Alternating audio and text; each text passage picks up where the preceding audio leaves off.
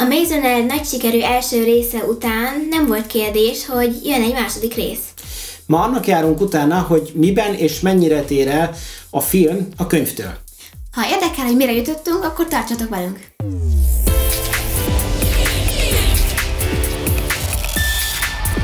Sziasztok! Üdvözlünk benneteket ismét a Two Generations csatornáján, ahol a legjobb filmekről és könyvekről beszélünk két különböző generáció szemszögéből. Ha most jártok nálunk először is, ti is szívesen olvastok és moziztok, mindenképp érdemes feliratkozni, hogy mindig napirenden legyetek az infókkal. Ha pedig követni szeretnétek bennünket, akkor ezt megtehetitek Twitteren és Instagramon is, valamint Buy Me a Cafén, ahol a blogunk van, és ahol a csatornát támogatni is lehet. Ma a Maze Runner második részével fogunk foglalkozni, mivel az első rész nagyon tetszett, Szilvinek ez a kedvence, ugye? És elolvastuk a könyvet, és készítettünk belőle egy videót is, tehát mindazok az információk, amik már az első résszel kapcsolatban megjelentek tőlünk, megtalálhatók lesznek itt fent abban a videóban. Azt nem fogjuk még egyszer elmondani, hogy ne raboljuk a drága időtöket, csak arra fogunk kitérni, ami a második részt illeti. A szerzőről. Mivel a Maze Runner sorozat Szilvinek a szíves csücske, ezért kezd el te, és mutasd be egy kicsit. Hát, amit James Dashnerről kell tudni, az, hogy nagyon szerette volna, hogyha a 3 Maze Runner könyv után még a 4. és 5. könyvet is megfilmesítik, igen. Ezek ugye előzménykönyvek. Igen. Tehát ezek arról szólnak, hogy mi történt az első Maze Runner rész előtt. Ja, és előre bocsátjuk, hogy kemény spoilereket fog tartalmazni a videónk. Mivel ez ugye 2015-ben jelent meg ez a film, ezért feltételezzük, hogy aki ezt a videót megnézi, az már látta. Ha valaki olyan nézi most éppen, aki még nem látta, akkor egyszerűen állítsd meg, léci, nézd meg a filmet, és aztán gyere vissza, hogy ne lőjük le a legjobb poénokat a filmből. Meg a könyvből. Szóval, Szilvi? A könyvben sok poén nincs, hogy lehet lőni. Ez már így spoiler. Történet. A Tűzpróba film és könyv között van egy csomó különbség, vagyis kb. Az egész más. Az egész sztori. Nekem személy szerint a film jobban tetszett, mert a könyvben valahogy semmi értelme nem volt egy csomó dolognak. Örülök, hogy ezt te mondtad, hogy nem úgy tűnik, mint hogyha mit tudom én, mi akarnánk nagyon lehúzni a könyvet, és ellened beszélni. Nekem is feltűnt, hogy nem olyan jól írta meg, mint az első könyvet. Igen. Mint ha két különböző ember írta volna a két könyvet. Abszolút, igen. Nagyon hatalmas különbségek vannak. Úgy stílus, mint történet szempontjából, párbeszédek szempontjából, a karaktereknek a viselkedése szempontjából. Igen. Például Minho. Például Minho, igen. Ő is a filmben nagyon kedves volt, és a könyvben meg olyan ellenszenves, vagy idegesítő. Igen. Attól kezdve, hogy megkapta a vezér szerepét, igaz? Igen. Azt hitte, hogy ő most a vezér, és azért mindenkinek megmondhatja, hogy mit csináljon. És egyből pökhendi lett. Igen, és hogyha rosszul csinálja, akkor meg nagy probléma van. És stílusilag pedig a könyv egyszerűen olyan volt, mintha egy 7-es, 8-os iskolás írta volna. Tehát most nem azért, de gyenge volt, mondjuk meg őszintén. Valószínű, hogy ez volt az oka annak, hogy a filmben szinte egyáltalán nem követték a könyv történetét, mert a könyv története kusza volt, teljesen értelmetlen, teljesen zavaros, és bár a filmben sem tudták ezt teljesen letisztítani. Igen. De azért sokkal jobb lett. A könyvsztoriában Terezát elválasztják tőlük már a legelején, és a lányokhoz, ugye kiderül, hogy több labirintus is volt. A könyvben csak 2 volt. A könyvben volt egy A csapat, meg egy B csapat. Az A csapat volt a fiúk labirintusa, és a B csapat meg volt egy ugyanolyan labirintus, csak lányokkal. Tehát pont az ellentéte. Egy csomó lány egy fiúval, itt meg ugyanáluk volt egy csomó fiú egy lánnyal. Igen. És összetalálkoznak azzal az egy fiúval, aki a lányok csoportjában volt, de senki mással. Terezát pedig elválasszák tőlük. Igen. És a könyvben, ugye mit csinál Tereza, Szilvi?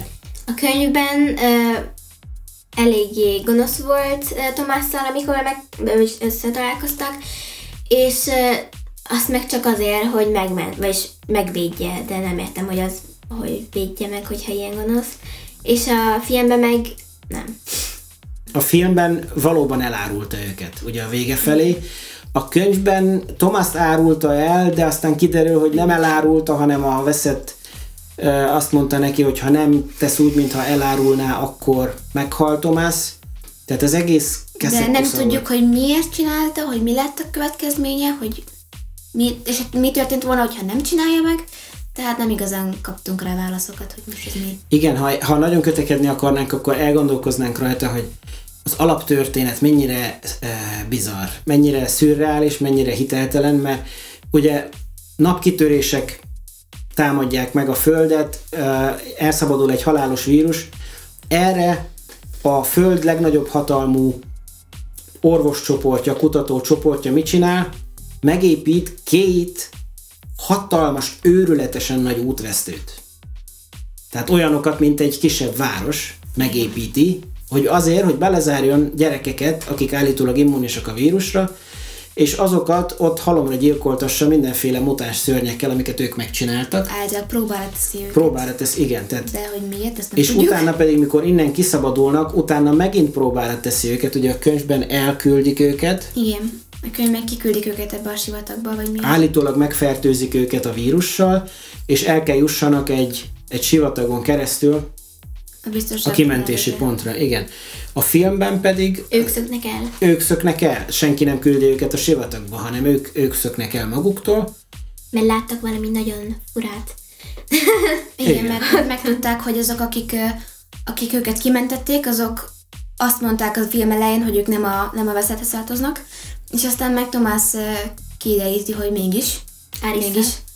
mégis a veszett tagjai, és akkor arra fel megszoknak. A film befejezésénél elrabolják ugye Minhót, úgy néz ki, hogy folytatódik a sztori, és a könyvben pedig úgy van, hogy visszaviszik és bezárják Thomas-t egy ilyen fehér szobába, és olyan, mintha körbe-körbe menne, vagyis... Visszajutunk oda, ahonnan elindultunk. Igen. Tehát a filmben azért mégis van egy olyan folytonosságra lehetőség, hogy valami történik tovább. Igen. A könyvben meg úgy érzed, hogy megint bármi történt, és visszajutottál megint a kiindulási pontra, és kezdődik az egész előről.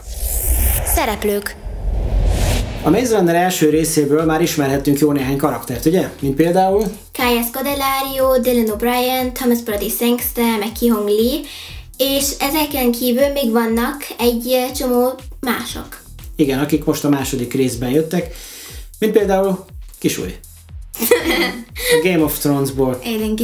Aidan Gillen, aki itt a patkányembert játsza, aki a könyvben patkányemberként jelenik meg, és a könyvben egyértelmű, hogy a veszethez tartozik. Igen. Itt azonban elsőre úgy adja ki magát, minthogyha ő lenne a megmentő. Aztán kimutatja a fogafehérjét, mint Kisúlyhoz illik.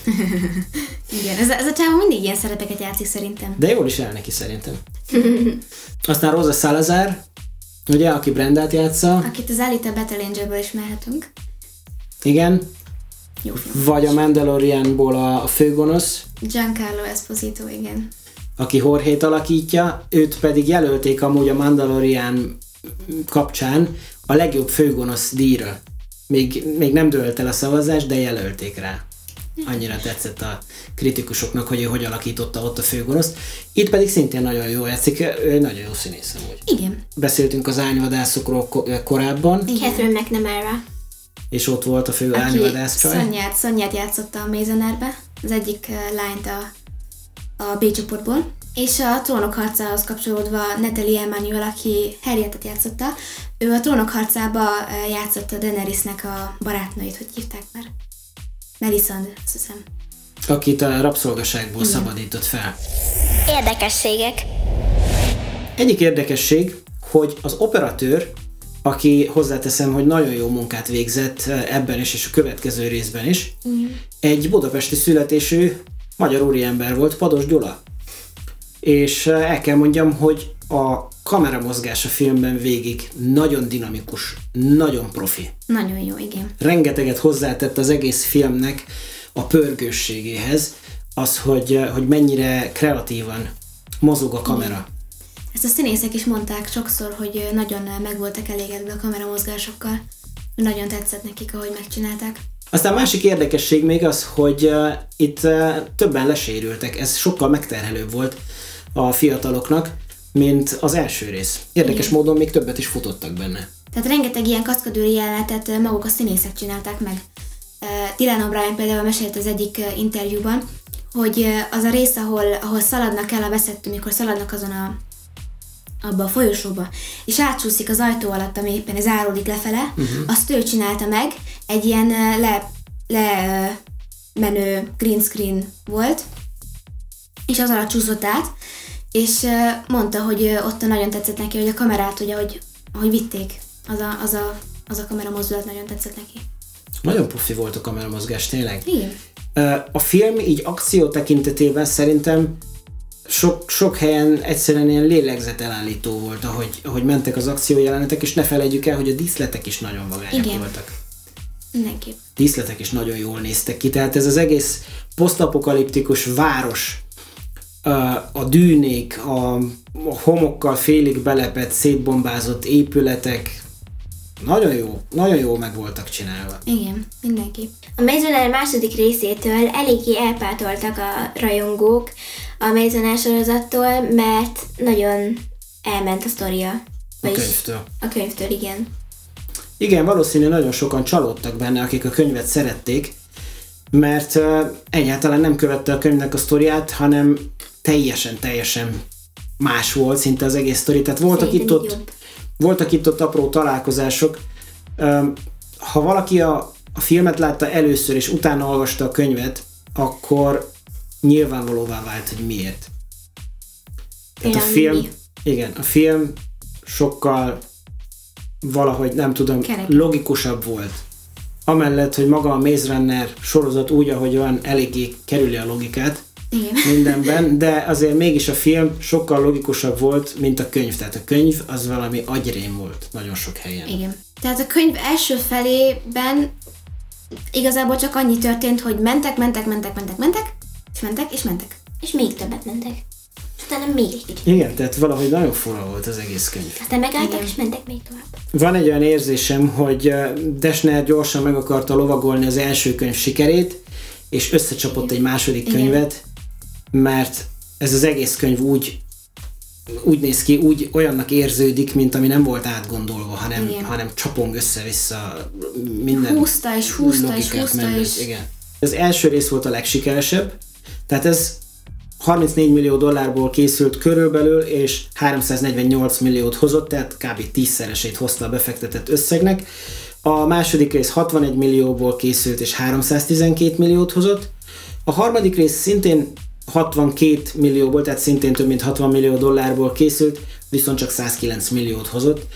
Talán ez az oka annak, hogy nem készült egyelőre még film a Maze Runner előzményeiből, tehát a másik két könyvből. James Dashner mindenképpen reménykedik még benne, hogy ez be fog következni.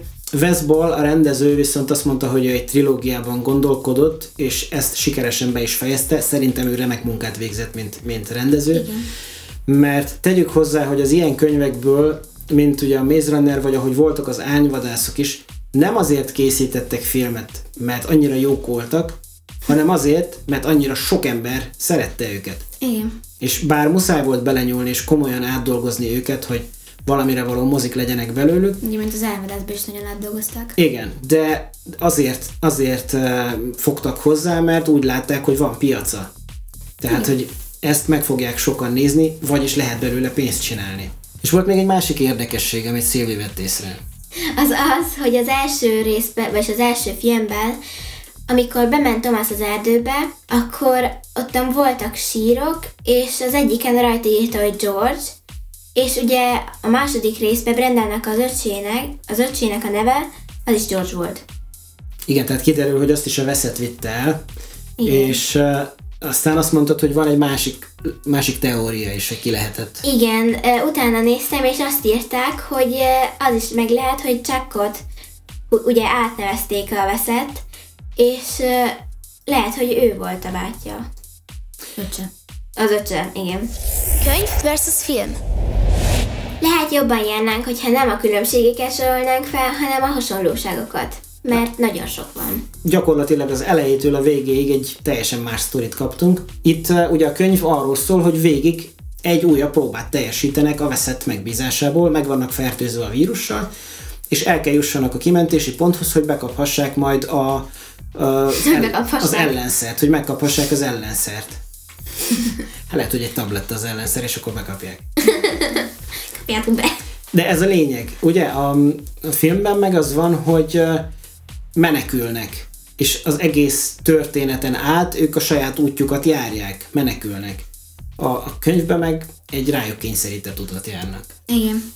Tehát nekem azt tűnt fel még, hogy Jorge-nek a szerepe a könyvben nagyon ez az erőltetett ilyen vagány csávó akart volna lenni, hogy nagyon az volt az érzésed, hogy erőltetni akarja, hogy azt higgyék az olvasók, hogy ez egy ilyen nagyon vagány, nagyon menő, nagyon brutál ember, de a végén úgy tűnt, mintha csak nem tudom, hogy valaki, aki nagyot szól, de aztán mégsem tud csinálni semmit.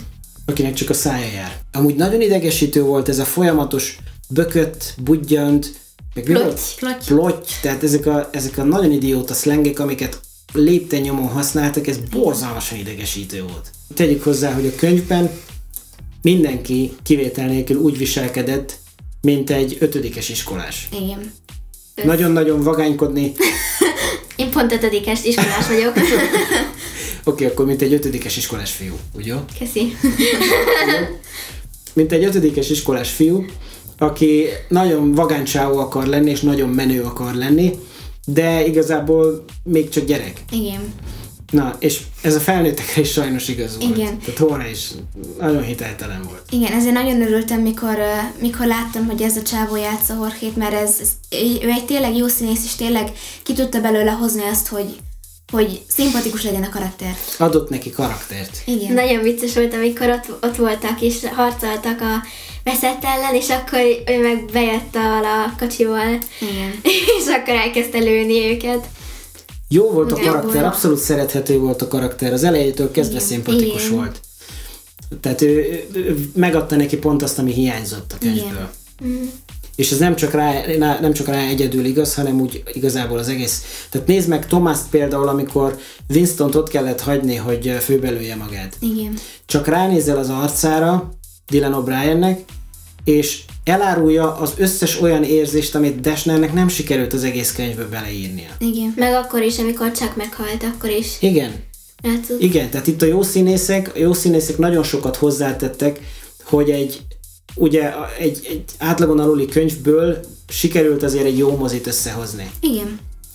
A jó színészek és a jó stáb. Wes Ball, ugye, mint rendező, nagyon otthon van a speciális effektekben és a 3D-ben, és ez nagyon meglátszott itt is. Egyik nagy kedvencem volt, amikor Brenda és Thomas a romok között felfelé mászva menekültek a budjantak elől.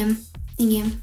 Bár nem tetszett, hogy itt a budjantakat teljesen zombinak ábrázolták, mert itt teljesen a Last of Us videójáték jutott eszembe. Tényleg. A klikkerekkel, meg ezekkel a zombikkal, és hát a Dashner könyvben nem így van. A Dashner könyvben ezek emberek, élő emberek, akik fokozatosan megőrülnek, elvesztik az eszüket. Igen. De nem ilyen halálból feltámadt zombik természet feletti erővel. Igazából voltak olyanok is, akik csak így megőrült, vagy elvesztették az eszüket. Gondolom, hogy ez egy ilyen folyamat.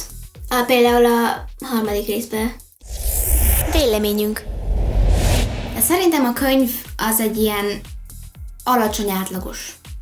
Mert rengeteg minden volt benne, aminek nem volt értelme, és nagyon sokszor volt az érzésünk, hogy csak húzódik, és nyúlik, és nem történik semmi. Aztán volt egy pont, amikor elkezdődött az akció, és volt egy jó jelenet, de aztán megint egy kicsit, hogy megint unalmasabb lett, és így húzódott, és... Meg az is eléggé fura volt, hogy így mindig mondod valamit, és akkor megint másról beszél, és aztán megint arról beszélt, és így nem tudom. Vontatott párbeszédek, amik Dashnernek a sajátja, igen, hogy minden párbeszéd közé még muszáj közé szúrjon valami sületlenséget, aminek semmi értelme. Igen. Hogy a lehető legvontatottabb és a lehető legdinamikátlanabbak legyenek a párbeszédek. Tehát ezt a könyvet nem szerettük. Őszintén. Nem szerettük egyikünk sem, még Szilvi sem tudta szeretni, pedig ő ugye nagyon-nagyon nagy rajongó vagyok, és ez eléggé fájt. Csalódás volt neked is, igaz? Nagyon. És a film viszont? A film nekem nagyon tetszett, mert nekem azt tetszett a legjobban benne, ahogy annál a háznál, ahol voltak, és ottan szaladnak fel azon a lépcsőn. Vagyis azon a mozgó lépcsőn. A plázában? Igen. És omlik le a hátuk mögött az egész pláza, azt mondod? Igen. Jorgéiktól, mikor Jorgéiktól kimenekülnek, és rajtuk üt a veszett, és ahogy menekülnek ki, szól a zene a lemezjátszóban, és mikor a lemezjátszón véget ér a dal, akkor robbanás, és elkezd beomlani az egész pláza, egy ilyen elhagyatott pláza. Igen. Az baromi jól van megcsinálva CGI tekintetében. Amúgy még az volt, azt vettem észre, amikor néztem például a Vampire Diaries-t, az a dal volt, vagy az a kis dal, igen. Amikor ugye felrobbant az egész, pont ugyanaz volt a Vampire Diaries-ben is, amikor felrobbant az épület. Na, akkor most kérdés, hogy ki honnan nyalta? Ja. Hát igen. Ki lopta honnan? Szerintem... A Vampire Diaries először volt. Igen, a Vampire Diaries először az volt. Az régebbi. És utána jött a Maze Runner. Az én kedvenc jelenetem az volt, amikor ott voltak az ellenállásnál, a baktáborban, és ott tört rájuk a veszett, és ott így az is vagány volt. Az utolsó nagy akció jelenet. Igen, az nekem nagyon tetszett, az szerintem jó volt. Értékelésünk. Kezdjük akkor az értékelést. Apa? Könyv? 4. Tibi? Nekem 5. Hát én egy 3-as tudok neki. Adlekről. Tehát az átlag a 4. Ezt a könyvet csak nagyon elvetemült Maze Runner rajongóknak ajánljuk, és ők is készítsenek maguk mellé egy kis párnát, amiben beleordíthatnak, ahogy Nóri szokta mondani, mikor valami nagyon felidegesíti. Még nekem is fájt. Igen, meg egy csésze teát, ami lenyugtatja őket, hogyha már nagyon idegesek. Vagy valami erősebbet. Igen. Vodka. Yeah. Film? Szilvi? Hát 10-es. Nóri? Én egy 9-es tudok neki. Én egy 8-as tudok neki. Tehát azért jó mérföldekkel jobb volt. Mérföldekkel jobb volt, mint a könyv. Összehasonlíthatatlanul jobb volt. De a 10-estől az én olvasatomban azért még egy kicsit messze áll. Szerintem. Tehát sztori tekintetében nagyon jók voltak a színészek, szerettem, ahogy játszottak a színészeket. Igen. Nagyon jó volt az egész díszlet, az egész CGI nagyon jó volt, de a sztori az nem volt annyira jó. És mégis egy 9-es átlagban az egész... És így 9-es az átlag, az nem rossz. Igen, ez így egy 9-es átlag, az egyáltalán nem rossz szerintem. A filmet mindenképpen ajánljuk. Igen. Ha eddig kibírtátok, akkor köszönjük, hogy velünk tartottatok, és várunk titeket a legközelebbi videónkba is. Addig is ne felejtsetek el dobni egy lájkot, ha tetszett a videó, feliratkozni és kommentelni is. Igen. És kövessetek minket Instagramon, Twitteren, Buy Me a Cafén, ahol egyéb érdekességeket tudhattok meg 2 videó megjelenése között is. Üdv a családnak, legyetek jók! Sziasztok!